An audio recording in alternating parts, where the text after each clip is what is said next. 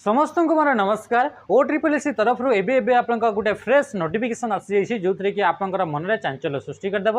सी हूँ आपंकर exam date आसीगला ओ triple S द्वारा कंडक्ट होता आरआई एआरआई अमीन एग्जाम प्रिलिम्स तो ये आप देखिपे कि आप समस्ते भी जानते कि जो आप मेन्स एग्जाम हबार से तो आप कैंसल हो जाए।